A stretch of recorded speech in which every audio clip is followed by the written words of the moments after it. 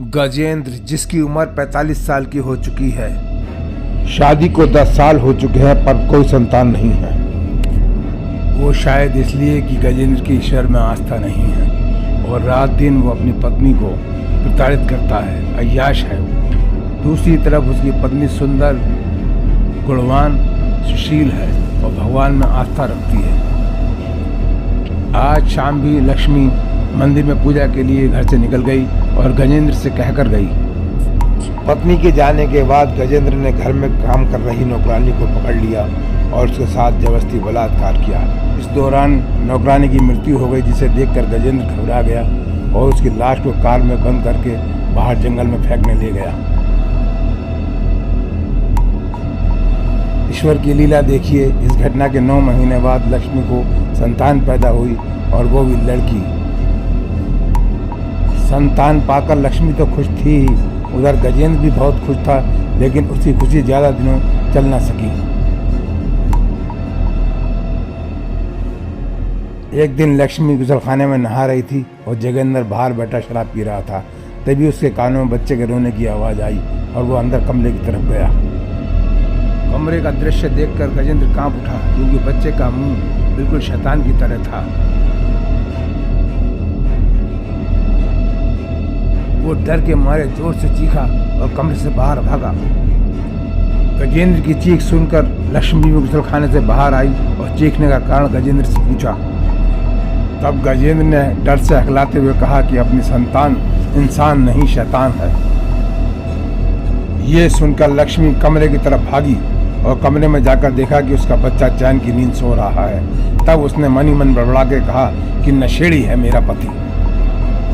कमरे के बाहर आकर लक्ष्मी अपने पति पर नाराज हुई और बोली, तुमने ज्यादा पी ली है, तुम्हें अपनी संतान शैतान नजर आ रही है, तुम्हें शर्म नहीं आती।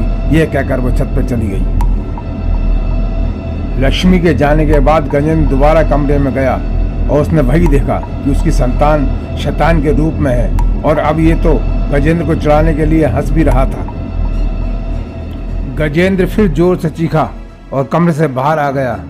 लक्ष्मी उसकी चीख सुनकर दोबारा बरामदे में आई और गजेंद्र से पूछा, तो गजेंद्र ने कहा कि लक्ष्मी, मैं नशे में नहीं हूँ, अपनी संतान वाकई शैतान है, उसे जल्दी से जल्दी मार दो वरना वो सबको मार देगा। गजेंद्र की बात सुनकर लक्ष्मी सोच में पड़ गई और दोबारा उसने कमरे में जाकर देखा, लेकिन बच्चा उसका फिर भी चैन से सो रहा था। बच्चे को देखकर उसकी ममता जाग गई और उसने बच्चे को दूध पिलाना शुरू कर दिया।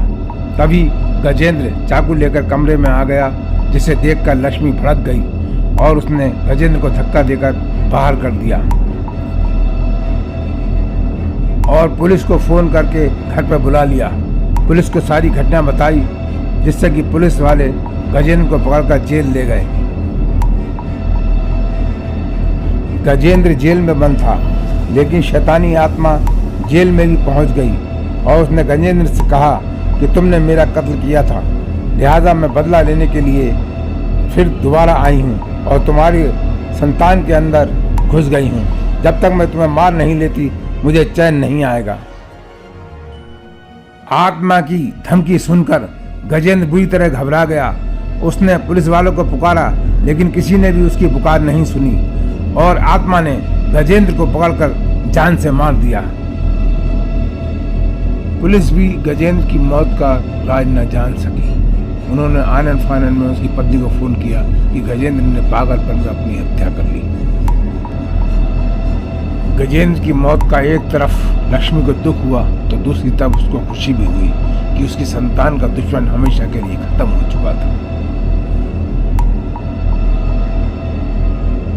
एक दिन लक्ष्मी अपनी बच्ची को दूध पिला रही थी, तभी एक आत्मा उसके पास आके बैठ गई और बोली, बहन लक्ष्मी, मैं तुम्हारी नौकरानी माया की आत्मा हूँ। तुम्हारे पति ने मेरे साथ रेप किया और मुझे जान से मार दिया, इसलिए मैंने तुम्हारे बच्चे के अंदर प्रवेश करके तुम्हारे पति को मारा है। मुझे माफ़ कर देना, आज के बाद मैं कभी नहीं आऊँगी। इतना कहकर माया की आत्मा तुरंत गायब हो गई और फिर कभी नहीं आई। माया की आत्मा से ये सब जानकर लक्ष्मी के मन में अपने पति के प्रति नफरत और ज्यादा गहरी हो गई। किसी ने सच ही कहा है कि एक माँ अपनी संतान के लिए सब कुछ कुर्बान कर देती है। आज ये बात पूरी तरह सिद्ध हो गई।